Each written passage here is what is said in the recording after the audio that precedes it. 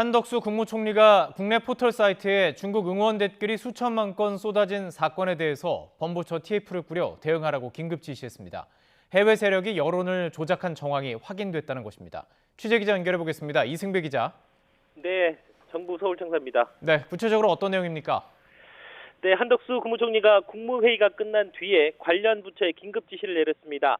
방통위를 중심으로 법무부와 과기부, 문체부 등 관련 부처와 함께 여론 왜곡 조작을 방지하는 범부처 TF를 서둘러 꾸려 대응하라는 내용입니다.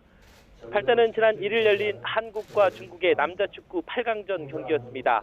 당시 국내 포털인 다음 등에서 중국을 응원하는 비율이 한때 90%가 넘을 정도로 압도적으로 높게 나타났다는 겁니다.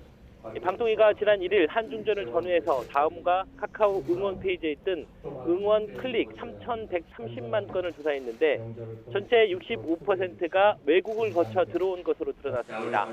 네덜란드가 절반을 차지했고 일본이 15%였습니다.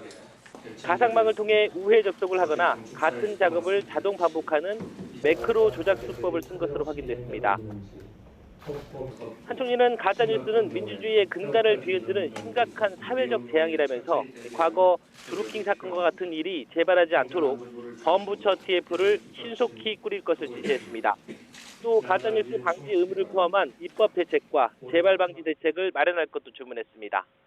이동관 방통위원장은 이 사안은 공론장의 건강한 생태계가 무너졌다는 의미라고 평가하며 철저한 실태 조사와 엄중 제재가 필요하다고 말했습니다.